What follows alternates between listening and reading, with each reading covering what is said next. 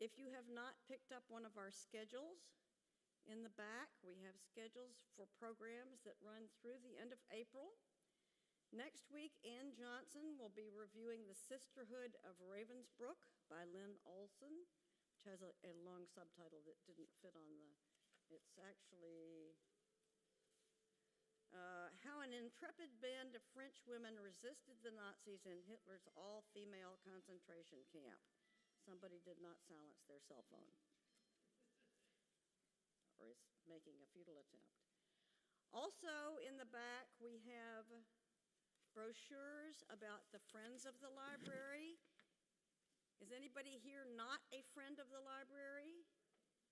Pick up one of these brochures and please join. The Friends provide many services and stuff for the library. As it happens, the stuff that we're going to be using for the recording was provided by Fairhope Rotary, so we have several Rotarians here that helped with that. But for our inaugural review, we have Lew Toulmin, who is no stranger to us, and I forgot to check how many times you've been with us, but a lot. Three or four? Oh, more than that, I'm sure. I usually do check.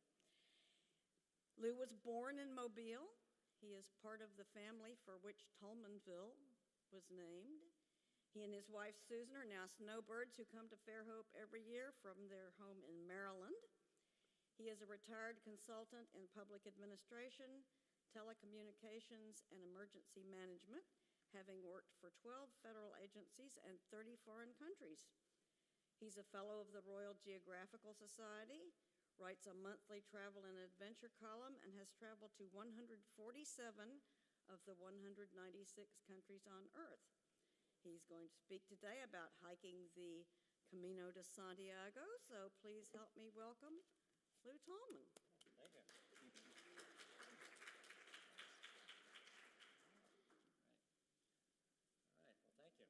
Well, I'm going to start off with a song that I wrote about the Camino, and thanks, Suzanne, for letting me speak again, and appreciate the kind introduction. You probably haven't seen one of these presentations begin with a song before, so maybe this will be a first. I hope you like it. It's based on the famous British song, military song, Over the Hills and Far Away, which started probably around 1620 and has gone through many, many versions since then, and so I altered that song a bit to reflect my time on the Camino and invite you to join the Camino.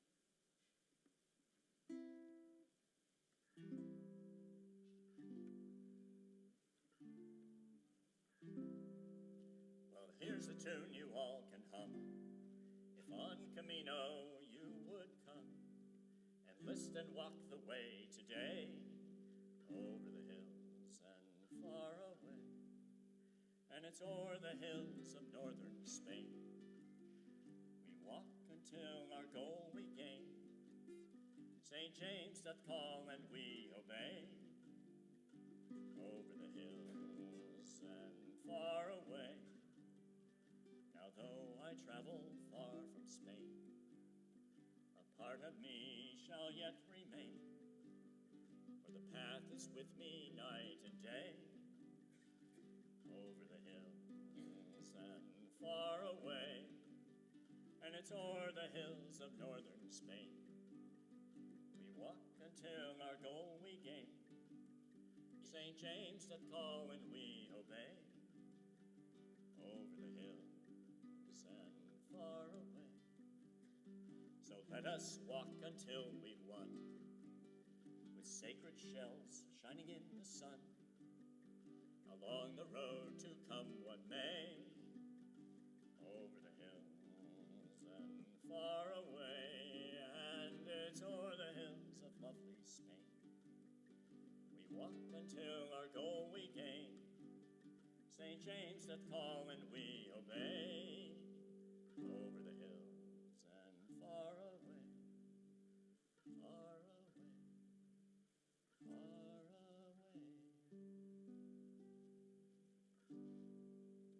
Thank you.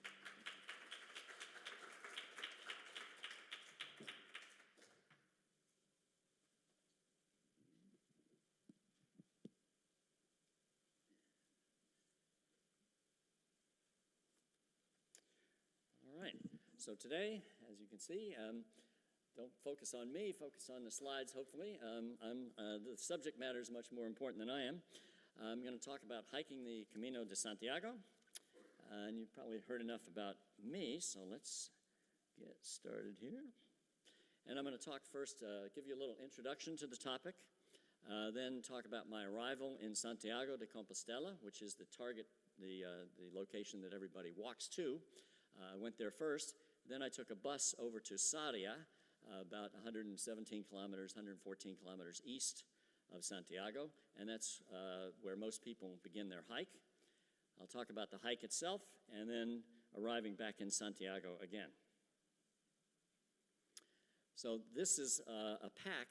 I took this picture in the Pilgrim's Museum in Santiago, and this is not my pack. I don't know if I could carry all of that weight. My pack is over there, that orange pack you can see, and you can come over afterwards and pick it up. I've loaded it to the 18 or 20 pounds that I carried on the Camino. And also over there I've got my trail shoes that I use, which I highly recommend. They're called trail runners, and they're much lighter than hiking boots, so you can check those out too.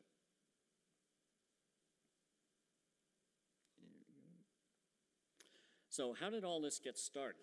Well, it got started with this chap here in color, St. James the Elder, here shown in color on the left of the painting from 1562. And he was one of the disciples, of course, and was a brother of John. His name, St. James, or Santiago in Spanish. He was from Galilee, was a fisherman. He supposedly went to Spain to preach while he was alive, although that's not mentioned in the Bible, came back and was martyred, was beheaded by King Herod Agrippa in 44 A.D. His body was then reportedly taken to Spain and buried at what is now Santiago de Compostela. Compostela means field of stars, and so his body was lost for centuries, and then in about 800, a farmer discovered the body by walking across a field at night and saw these stars shining down at the spot and dug at that spot and found the remains of Santiago, and that led to the Pilgrim Trail and the building of a huge cathedral and the growth of the town and so on. The saint is the patron saint of Spain, Nicaragua, and Guatemala, and of pilgrims and soldiers. And at least 200,000, some people say maybe 300,000 modern pilgrims each year walk the paths, the various paths that I'll show you in a moment, and to celebrate him. And it's the third most popular pilgrimage in Christendom, the first being Palestine and the second being Rome. So it's pretty important in the religion. In the upper right, you'll see Buen Camino, and that's what people say instead of hello or goodbye on the Camino. They say Buen Camino. In other words, have a good walk, have a good trail on the Camino.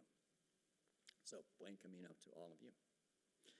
So these are the various trails that lead to Santiago, and most people think that there's only one trail, and that's shown in the dark red across the north part of Spain. But actually, there are many. There are about 15 authorized trails in Spain, and some in England, and you see the ones in England up at the top. And so you can actually do some hiking in England and then go over to Spain and finish your walk and get the coveted Compostela, or certificate. But you can see that the feeder trails go all the way over to Austria and Italy. It's pretty amazing. So it's quite impressive. Some people walk not just 500 miles across northern Spain if they do all of the dark red, but walk maybe 1,000 miles from northeast France or someplace like that. So here's the trails in Spain, and you see what look like rivers. Those are actually dark, the dark lines are trails, and there are about 15 authorized trails that you can walk in Spain, and they're authorized to lead to getting a certificate from the Pilgrim's office. The most scenic one, I think, is probably the one running along the north coast of Spain. But you see the main one, the Camino Frances, which is the one that I did, starts in southwest France, hence the name Camino Frances. And that's running about 40 miles inland across northern Spain.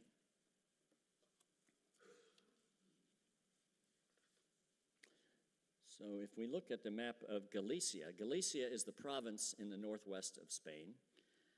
And here's a map of Galicia. And if you look at the little words Camino de Santiago on the far right, and then you go 1, 2, 3 towns over to the left, you'll see Sarria, just to the east of Porto Marin. And that's where most people start. And so there's hundreds of thousands of people who start there each year. And I sort of started there. I'll explain that in a minute. It's a very impressive way, but a lot of people think that if you walk the Camino, you walked all 500 miles. Well, I asked my knees, I'm 74 years old, and so I asked my knees if they wanted to walk 500 miles, and they said no, and what's more, heck no.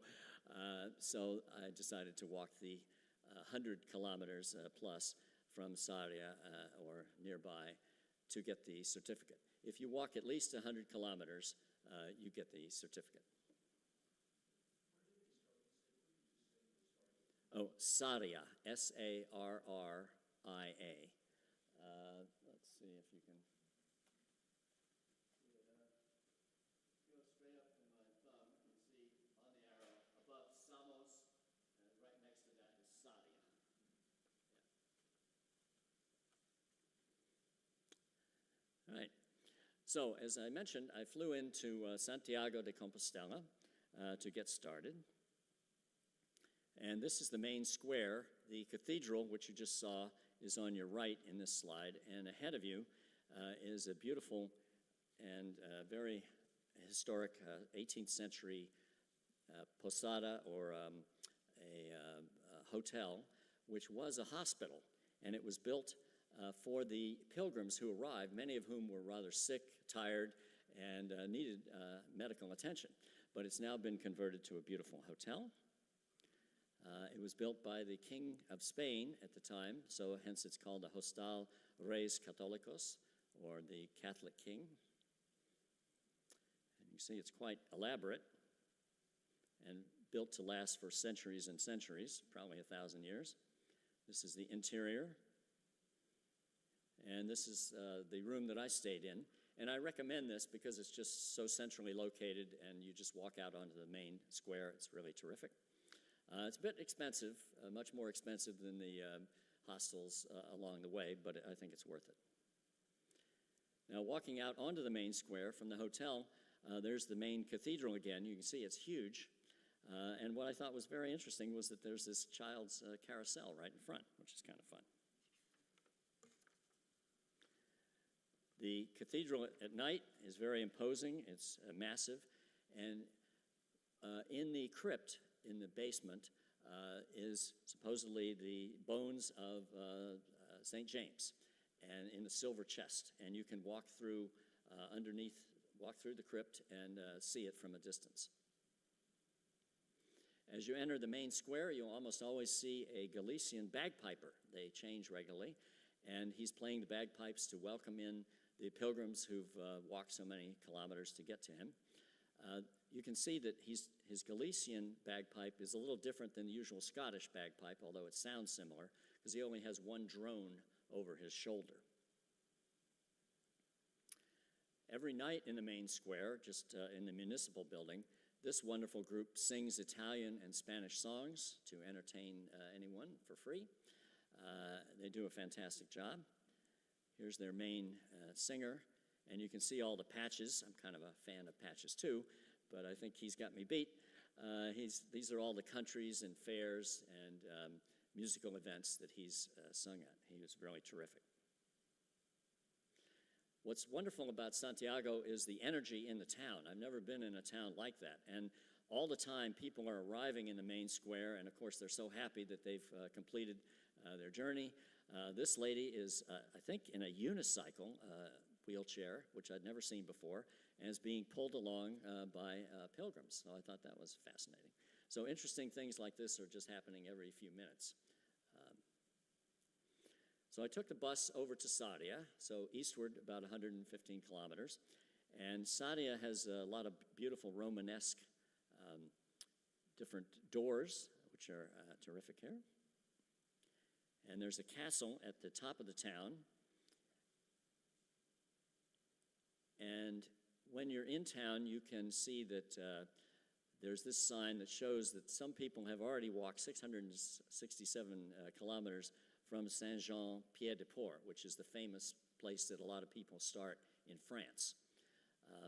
And if you do that, I urge you to get in shape ahead of time, because the first 40 or 50 kilometers are through the foothills of the Pyrenees and is very steep. So actually the toughest part of the Camino is right at the start if you begin in France.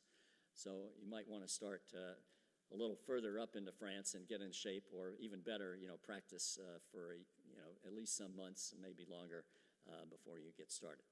And you can see that Santiago de Compostela from this sign is 114 kilometers, or about 65 miles. Well, I arrived in Sardia on my birthday, April 28th, and was greeted with this wonderful birthday present. All the electricity went out, not just in our town, but all across Spain, and Portugal, and Morocco, and parts of southern France. And we were told that this might last for weeks. And of course, the rumor immediately spread that this was a Russian attack because, Spain is part of NATO and is supporting Ukraine. Then they said that no, that wasn't the case, but I don't know, I still have my suspicions.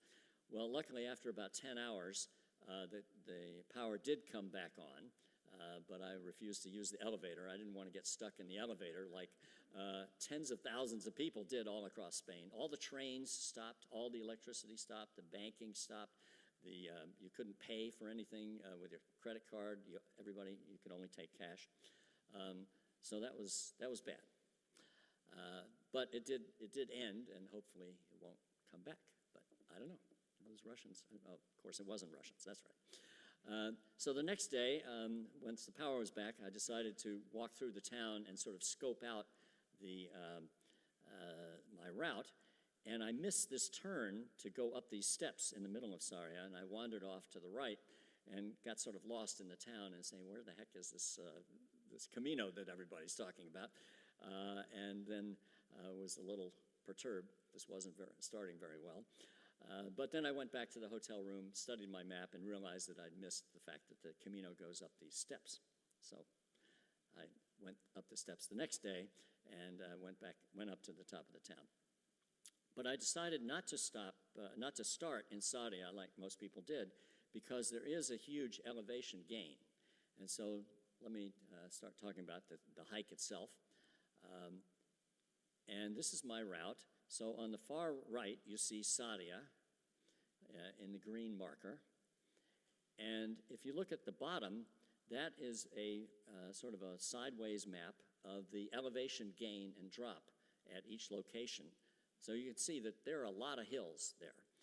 And I noticed that on the map, and I saw that there's a huge elevation gain between Sardia and the first blue dot there, Morgade. And I thought, well, Morgade is still 102 kilometers from the end, so all I need to do is 100 kilometers. And on the first day, my knees were saying, you don't want to do that. I've been training for about a year and a half, doing 3 to 5 miles, maybe 3, 4, 5 times a week. So I thought I was in pretty good shape, but on the bus ride over, I realized this is a lot more hilly than I realized. I mean, there are hills just everywhere. So I took a taxi to, which, you're not supposed to do if you're on the actual Camino, but since I was going to be 102 kilometers, I figured it was legal. So I went to the little town of Morgade, which is that first blue dot. And then along the way, each of the blue dots are the places that I stayed. So I went for about 10 days, averaging about 7 miles a day. And here's the places that I stayed. And by the way, since this is going to be taped, if you're really keen to know about my places, you'll be able to find this on the website. and check this out. You can see in the center the number of kilometers and miles that I did each day. And I did, on average, about 7 miles a day, which is not very much, but there are a lot of hills. And the most I did was 9 miles, and the least was 5. So I felt that that was doable. A lot of people who are really in great shape do, work up to 20 miles a day, but I knew that I probably couldn't manage that, and so I did this more modest thing. If I was to do it again, I'd probably do this, where I hiked every day, never took a taxi, and I would probably put in a couple of rest days along the way, just to relax, and in case I got injured or twisted an ankle or something like that. You can see on the far right how much I paid each night. Now, a lot of pilgrims, especially if they're walking a long way, want to do it as cheaply as possible because it gets expensive if you're going to be on the trail for 50 or 60 days. So they stay in albergues, which I'll show you a picture of in a minute. But I decided to stay in private rooms, either at albergues or at little mini hotels or Airbnbs, mainly because I'm not that keen on snoring and on possible bed bugs. And sometimes there are bed bugs in these albergues. And here's one of them. This is a very nice albergue, and you see it's sort of like a barracks. This is in an old monastery. And you can see the beds are close together. And so you can get people snoring. I'd bring along some earplugs if you stay in the albergues. Most of them are not quite as nice as this. Here is my first accommodation in Morgade. And you can see this is the first wave of pilgrims. So a lot of pilgrims start very early and get going, maybe even starting around 7, 8 a.m. And so this is the first wave, and you can see that there are a lot of Chinese and Japanese pilgrims, and people from all over the world come. So that's great. It's really quite impressive. On the right, you see a big yellow sign, and it says Sello de Credenciales. So sello means stamp. So that means that they will give you a stamp there, and you're required to, on your credential, to get at least 2 stamps a day to prove that you have walked the whole Camino and that you qualify for the certificates. This is my accommodation inside. You can see it's a very nice private room. It's small, but you can see it's built to last 1,000 years. They don't believe in vinyl siding in Spain. You see the 2 packs. The reddish orange pack is this one here, which you can examine later. And then the green one has other stuff that was shipped each day by a company that I hired, and there are about half a dozen of these companies, and also the Spanish post office will ship additional luggage that you might need, so that you can only carry, if you want, you can just carry a day pack. You don't have to carry a 50-pound pack on your back. Now, speaking of taxis, I think a lot of people are ambitious and decide that halfway through they need some help. So everywhere you go, you see these taxi signs, and especially if you get a blister that you might call a maxi blister, then people might call a taxi. I didn't do that, but they are available if you need that. And of course, there are companies that will help you. You can hire a company to take you along the way. You join a group, and they have a follow van. They ship your luggage. They encourage you. They identify nice places to stay and eat. So that's one way. And some of them don't hike every kilometer, and they know that, but then they don't get the certificate. You can also ride a horse if you want, if you're an equestrian. And if you ride the horse for 100 kilometers, then you qualify for the certificate. Now, I only saw a few horses on the Camino. These are 2 of them. I don't think these are pilgrims because they don't have enough gear on them. I think they're probably locals out for a ride. But this is, again, at Morgade. It rains a lot in Galicia, so I advise bringing poncho and an umbrella and even rain pants. I didn't really get soaked ever, but I was lucky because often I would see the rain coming and I'd find some place to shelter for a while. It's usually intermittent. This guy has a good solution. And I recommend that. I think that's a great thing to have. So blisters are one of the things you worry about a lot, and I didn't think that I was subject to blisters until I started my training, and then I got a bunch of blisters, and I thought, oops, I got to do something about this. So I got these toe caps. You see those little khaki-colored things on my toes, and I highly recommend them because one of the main places you get blisters is on your toes rubbing against each other. Aspercreme for aches and pains, and then that white thing is Gerwall. That's a German cream for softening your skin, which reduces the chances of getting blisters. So ultimately, I only got a tiny little sort of half a blister, about half the size of a match head. So I was pleased with that. And the tape on my legs is just to support my knees. I only did that for a couple of days. But that athletic tape does help if you have weak knees. Here's the shoes, and again, you can examine my New Balance shoes over there.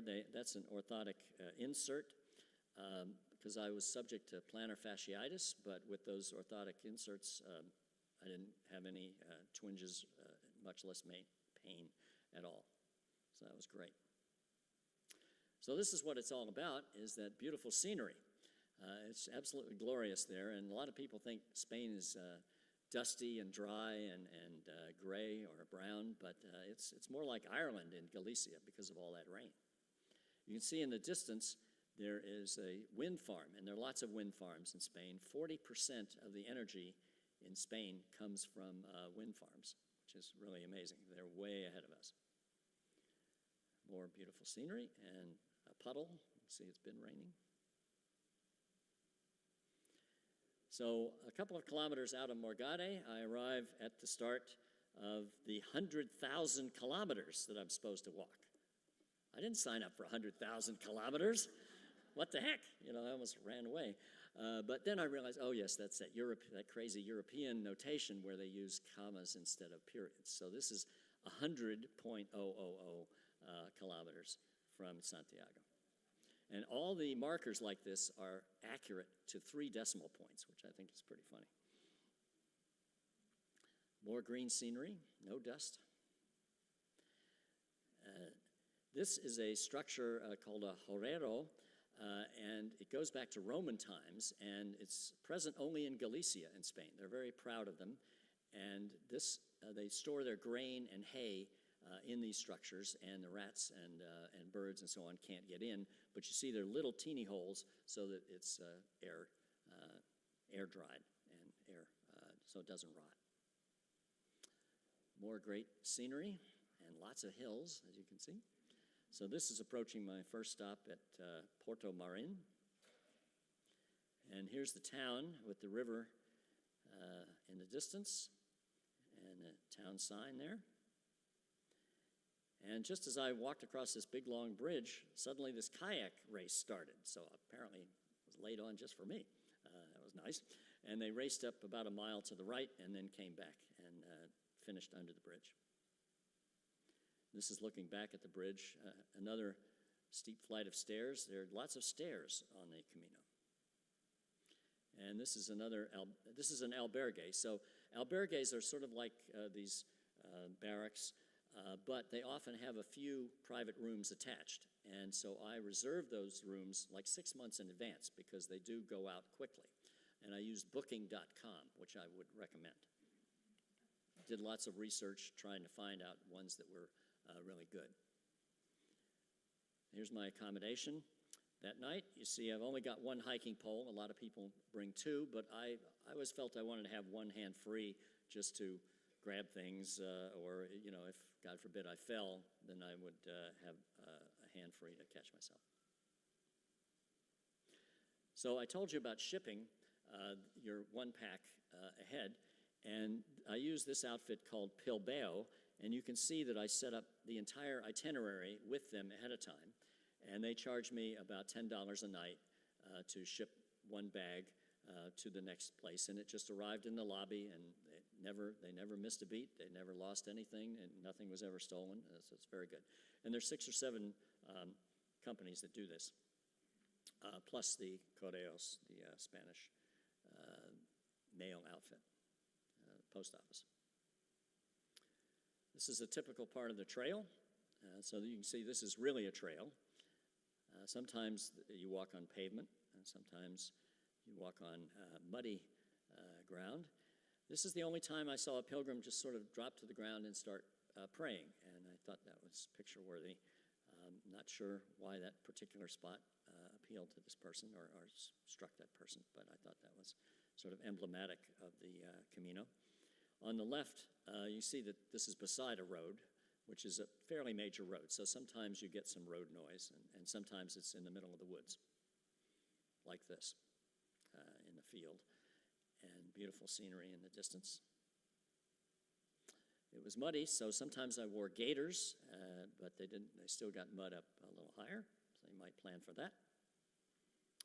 And this is a few more stops down the road.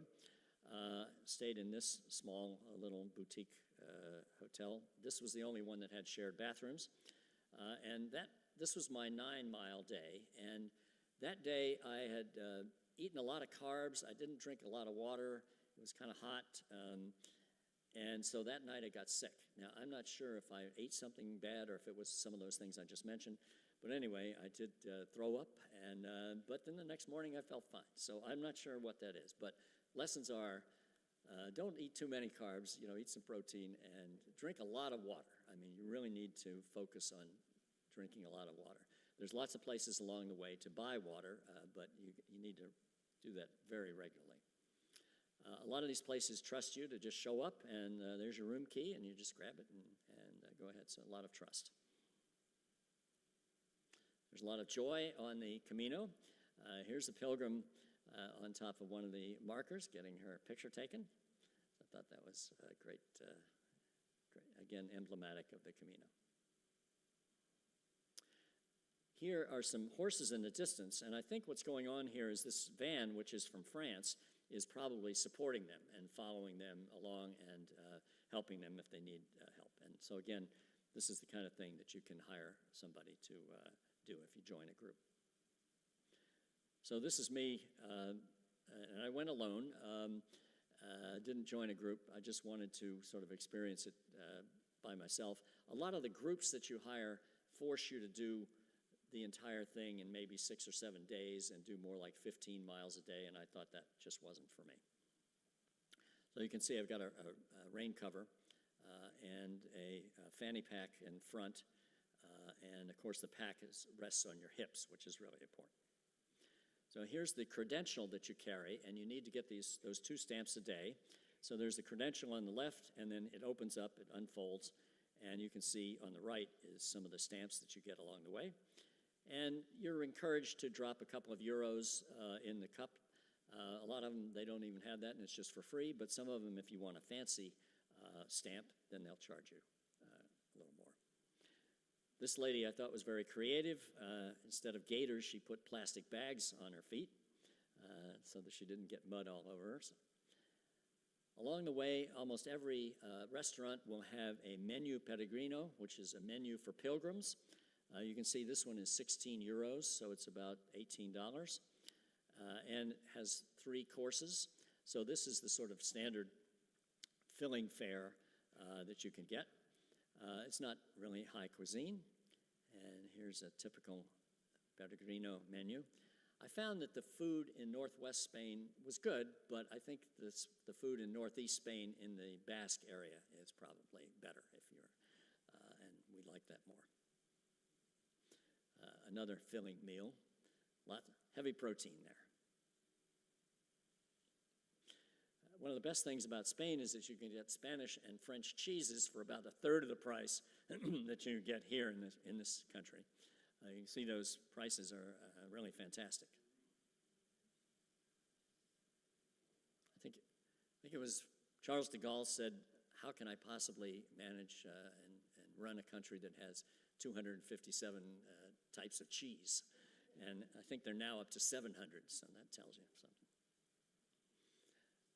My biggest culinary discovery was this, a Magnum bar with frack. That means dark chocolate, and I'd never found one with dark chocolate before, so I sought these out.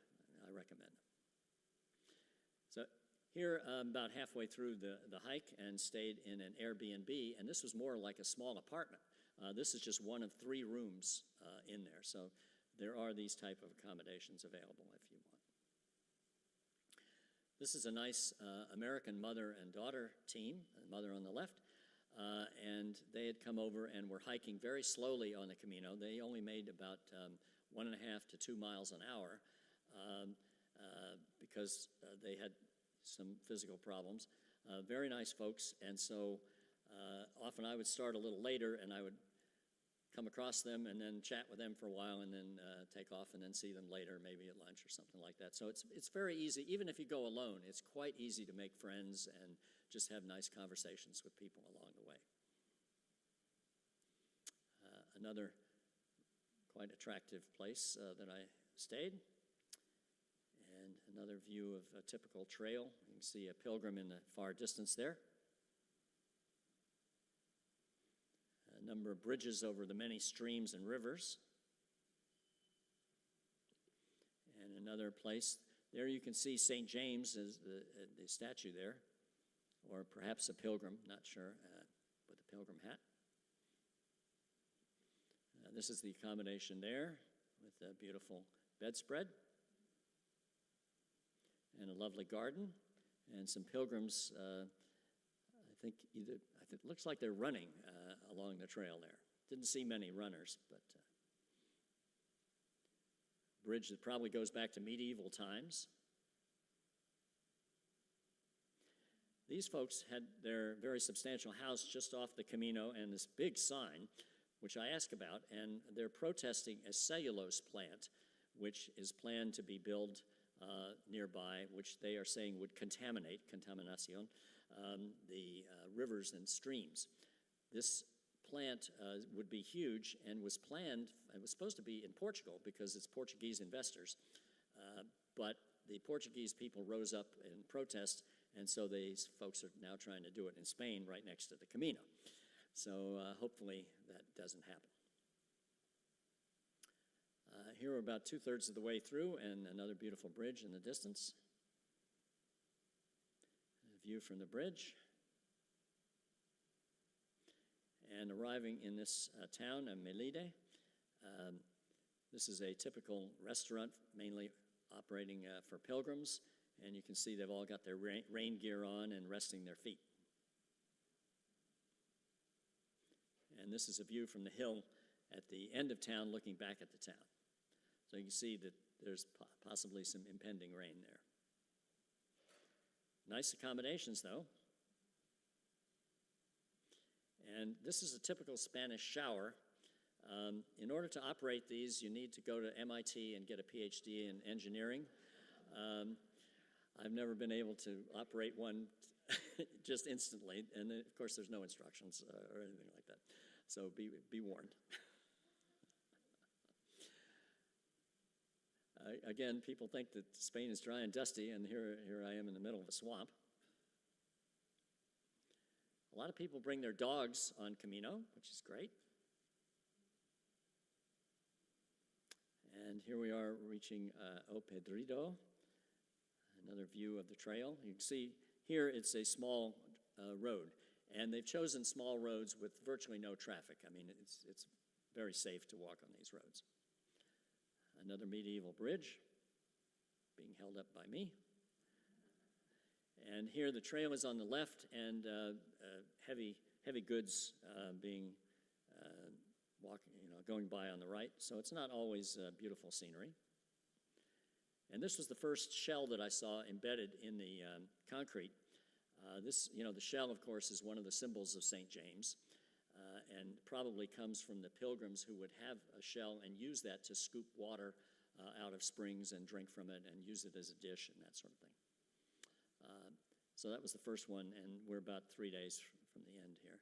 And just a few hundred meters from that shell was this 5-story high picture of a pilgrim.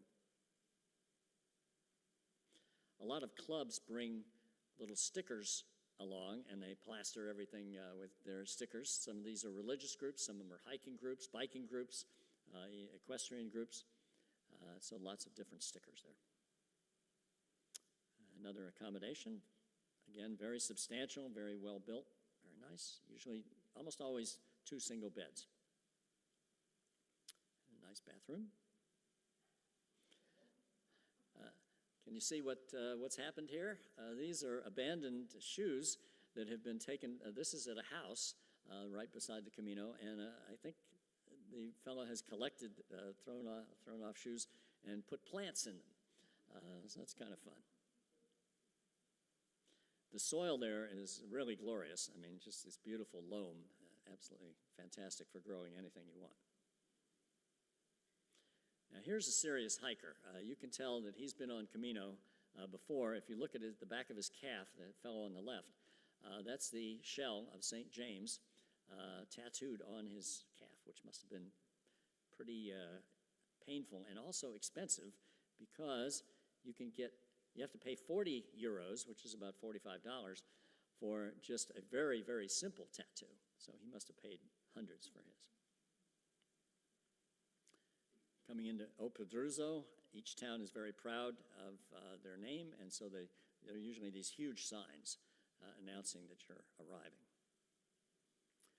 My accommodations there were at the top of this spiral staircase, and here the pilgrims had written their names and their stories on there.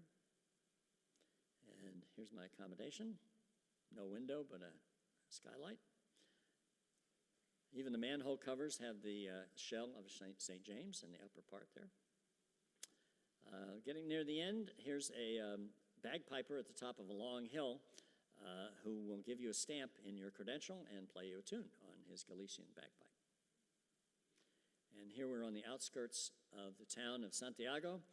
You can see the word Santiago in that scroll at the top and the shell in the middle.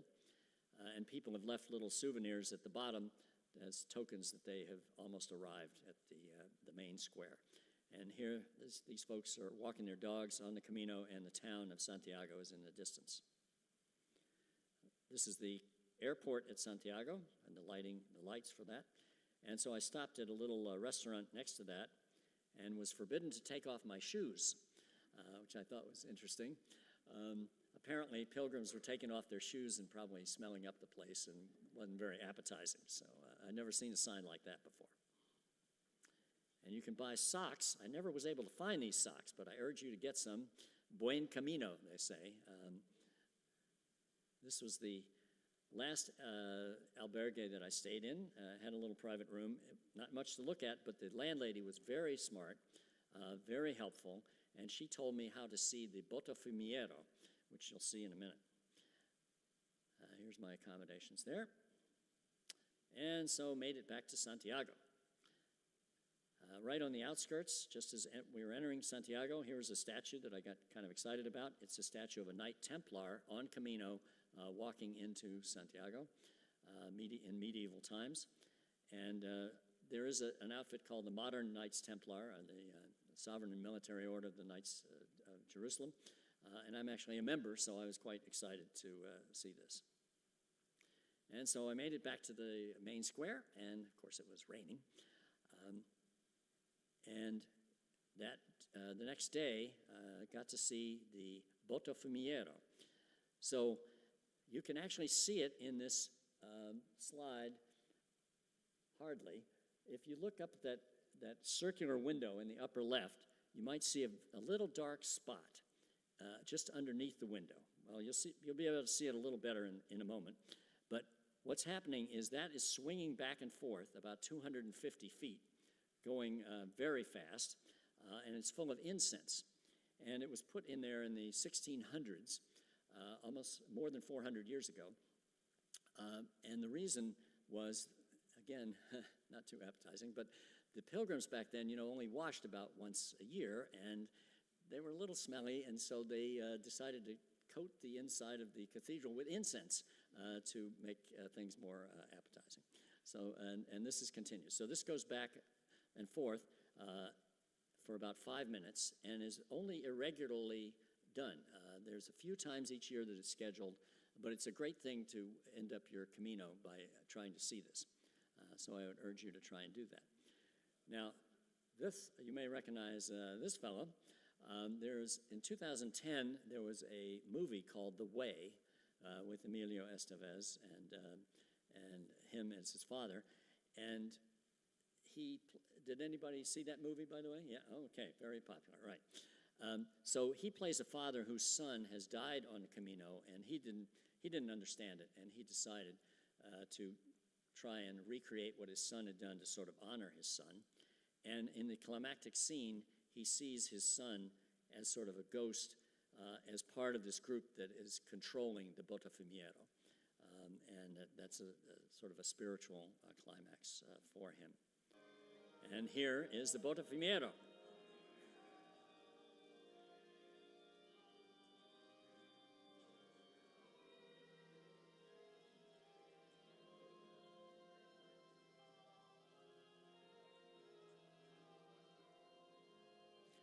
And it's slowing down. This is near the end of the 5 minutes.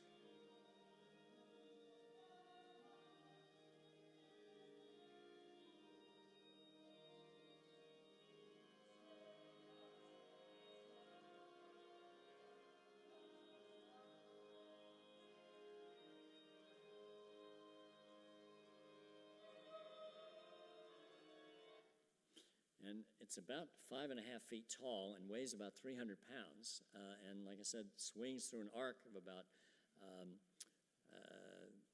250 feet. In the 400 years, there have been about 4 accidents with it, and luckily nothing fatal, but once a German tourist got a broken nose, I think by stepping out into the aisle, which is not advisable. Don't do that. And one time, the Botafumeiro went through a window. But again, no one was killed, so that's good. It's really a glorious thing to see. It's just amazing, and Susan and I have seen this once when we were there before, and then I saw it on this trip, and it really is worth timing your Camino to try to take advantage of one of the scheduled dates. This I managed to get on an unscheduled date by asking the landlady, and she told me when it was likely to be, but it's all probabilistic. So here's a picture of it. And so I'm back and went to the office to get the credential, to hand in the credential, and you can see some of the stamps that I got, some of these elaborate ones, some with wax.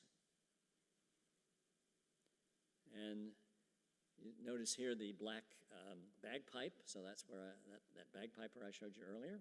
And you pay maybe 3 or 4 euros for a stamp like the one in the upper right with the wax. And when you present that at the Pilgrim office, you can get either one, or if you ask, you can get 2 different certificates. This one is in Spanish and says that I walked the way for at least 100 kilometers, and gives your name and everything, and you can frame this. And this costs, let's see, this one you pay 3 euros for, but this one in Latin, no less, is free because you've done your duty and you've done it. Now, I'm not a real religious person myself, not too spiritual, but I was affected by this, and I think one of the main things was just being on my own in a beautiful area, seeing all this gorgeous scenery, and being away from U.S. politics, frankly. So I made it all the way, and here I am touching the shell in front of the cathedral, the sort of 0 kilometer mark. And thank you very much. Gracias. Any questions?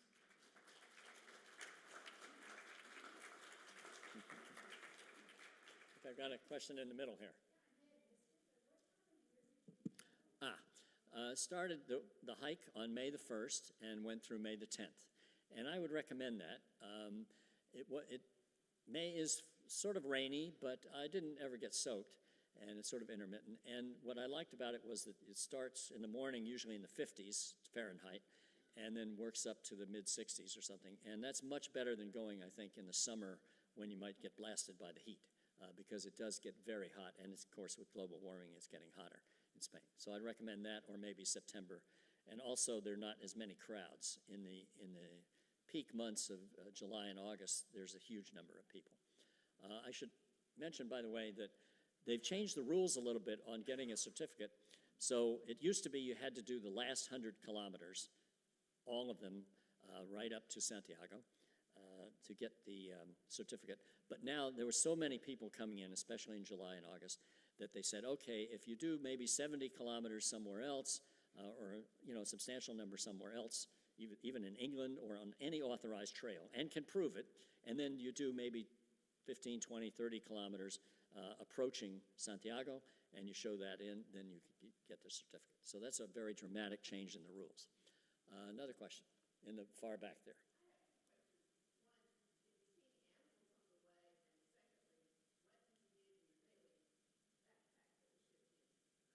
What did they? Ah, right.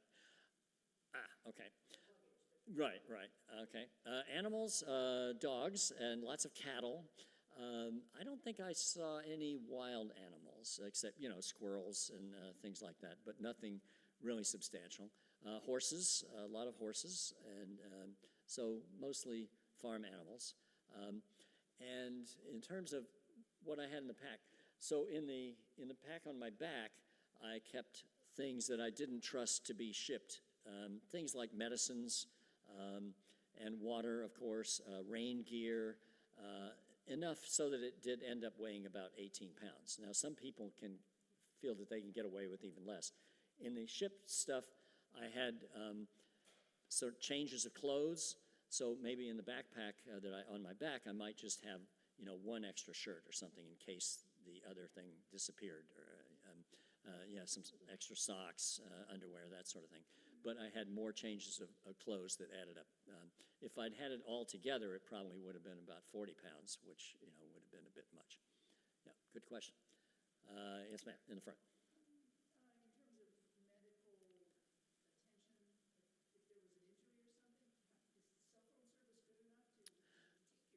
Yes, I had a smartphone, and I got when I arrived in Spain, I got a physical SIM to stick in the phone, which a lot of people do. These days, you can get an eSIM and electronic SIM, and there is good cell phone service.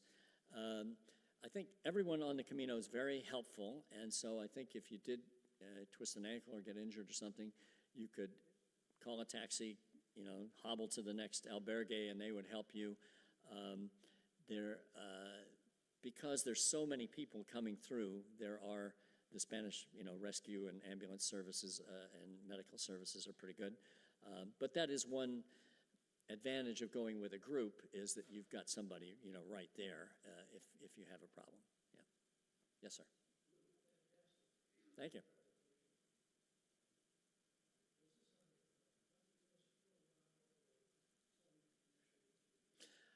Yeah.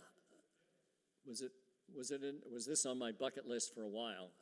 Yes, I think so, because I kept hearing about it, and I'm getting older, and I was getting out of shape, and I said, like I said, I'm not really, it wasn't so much the spiritual draw, but just sort of to test myself and to say, all right, I'm going to force myself, God damn it, to get into shape and really do this and see if I could do it. And so I was very pleased to do it. So I had planned to do it earlier, but then there was election, interfered, politics, and some other stuff. So I ended up training for about a year and a half. But I think if I had just trained for probably a few months, I probably would have been okay. As you can see, the terrain is not mountainous, and there's no technical climbing or anything like that. It's just a lot of hills. So just be prepared for that. Yes, sir.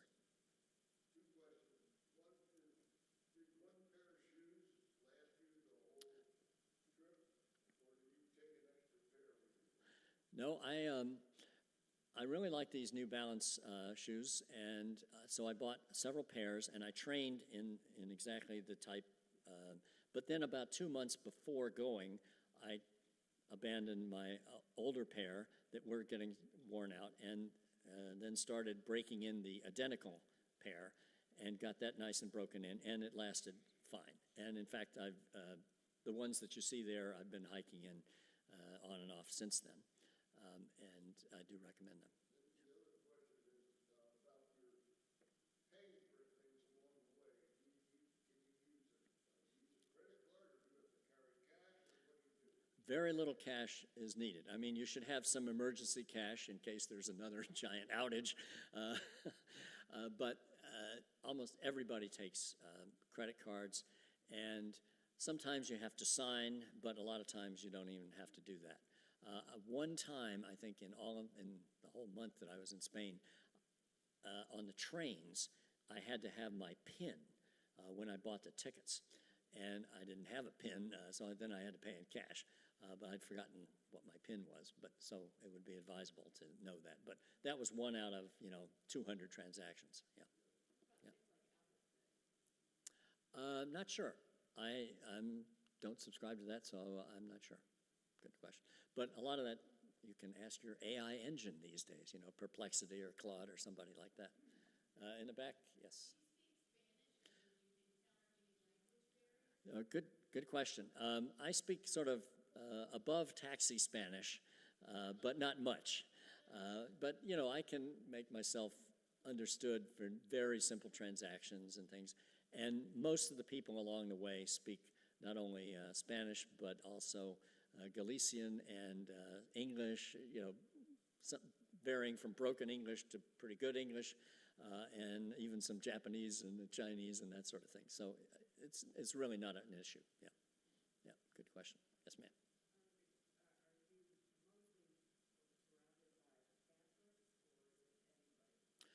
Just anybody, and sort of agnostics, and some people are just doing it for hiking. It's a very traditional thing, especially in June, July, and August. It's really a traditional thing for Spanish youth to do, who are Catholic, but some of them are just sort of nominal Catholics. So I think some folks are very religious, and some folks are doing it more for exercise and training, and just for beautiful scenery and just an interesting experience. Yeah. Yes, sir.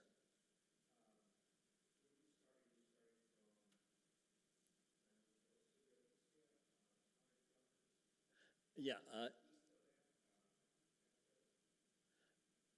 So I started, officially in Sarria, but then I went over to Morgade, which was 102 kilometers from there. But many people, there are about 30,000 people who start each year from France, from that southwest corner of France, from Saint-Jean-Pied-de-Port, which is the usual spot. And then they walk 500 miles.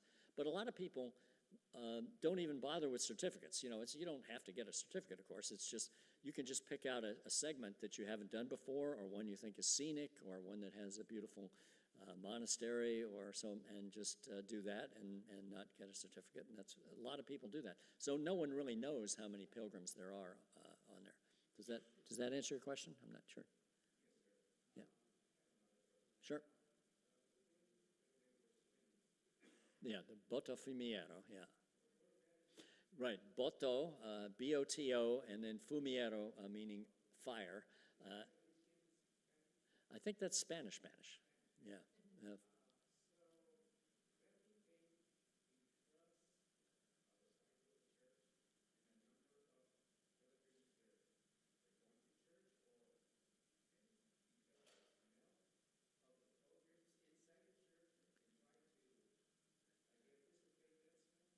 That's right. Yep. And it's this is part of a mass. So you go there, and there's an entire mass that lasts maybe 30, 40 minutes.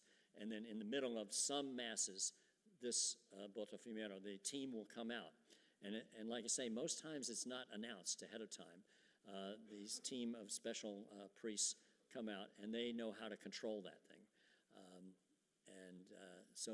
But there are 4 or 5 or 6 times a year when it's scheduled, and then you can time your walk to end on that day or the day before and see it. Yeah, I think there was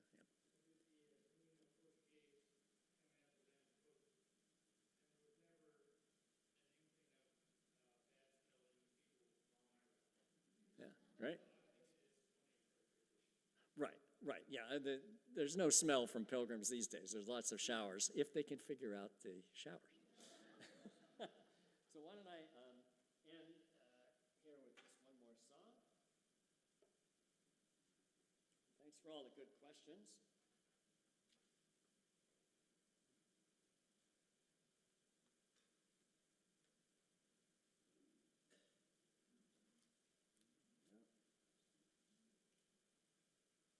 this is taken from Old Man River, which you may recall, musical that came, and this song was written in 1951. But I altered it a little bit, as you'll hear, to talk about the Camino de Santiago.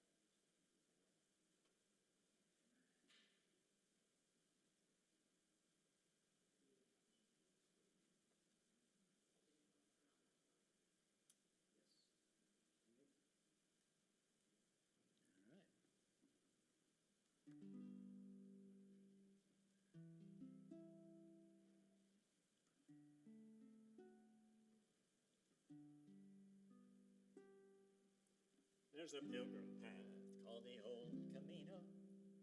That is where I want to be. That path that leads to Santiago. He's the one who will set me free. That old Camino, my Palomino. He don't say nothing but must know something. That old Camino. Just keeps rolling along.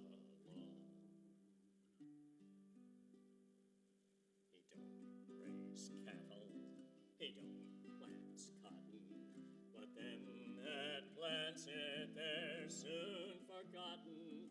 That old Camino, he just keeps rolling along.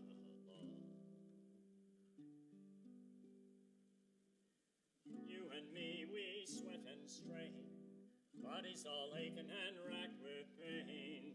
Tote that pack, get that stamp, the albergue's full, we'll have to camp. I get weary and sick of hiking, maybe I'll cheat and take up biking, but that old Camino, he just keeps rolling along.